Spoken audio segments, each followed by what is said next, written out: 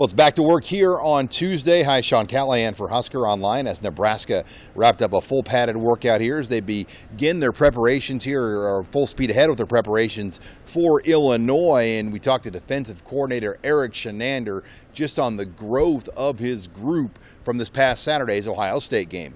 Losing is never acceptable. But like we talked about, the process for me is I feel good energy coming to work every day because I see the improvement on a daily basis. I see the improvement on the tape, but I also feel hungry because we're not even close. We're just not even close. That was a good football team.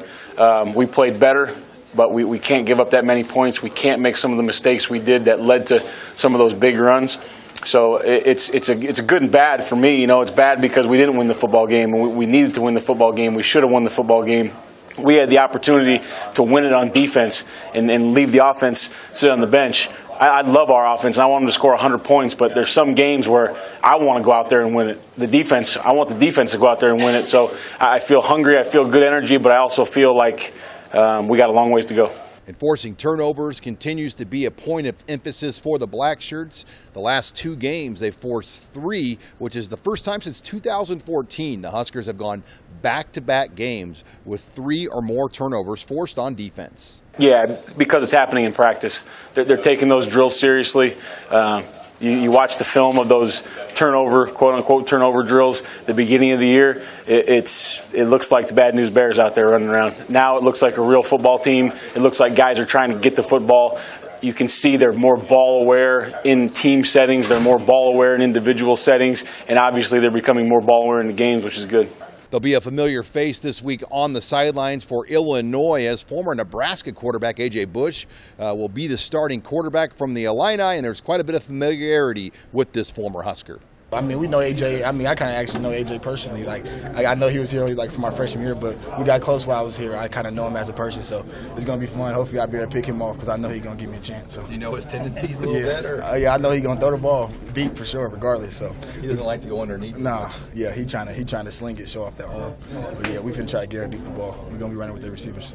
So I'm excited. The tight ends in this offense also continue to make a big push for more opportunities as both Jack Stahl and Austin Allen have had their numbers called more than once the past few games.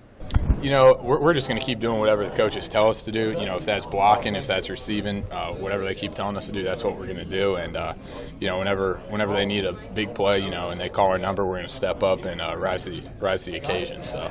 And then finally, the one unit that continues to be maybe criticized more than any other for the Huskers has been special teams. And special teams coordinator Jovan DeWitt kind of gave his state of where things are at. Special teams in general, yeah, I mean, it's obviously completely inconsistent.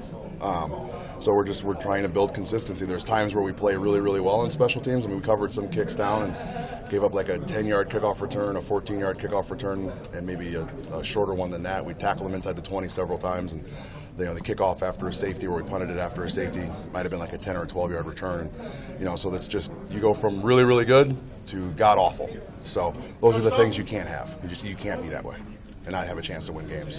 The fact that we were able to be in the game and lead the game with those miscues happening speaks a lot to the character of our kids. And one guy that continues to take a lot of criticism on the special teams has been the play of kicker Caleb Lightbourne, who slipped and fell on an early onside kick attempt this past Saturday. Well, I think anytime you're a specialist and you're on display in front of however many thousands of people that are out there watching it, your mistakes obviously do get amplified, but that's the life you lead when you're a specialist, when you're a kicker. Everybody's watching you to see how you handle it. And so, you know, it's not easy for him, obviously, but, you know, he's working through it. One other interesting thing to pass along here from Tuesday is tight end Jack Stahl said the coaches haven't brought this up, but a lot of the players know that there's still an outside chance if the Huskers were to win out, that 5-7 could get them into a bowl game. So that is kind of where their focus is at here when they finish these final 3 games. With the Huskers here in Lincoln, I'm Sean Callahan of Husker Online.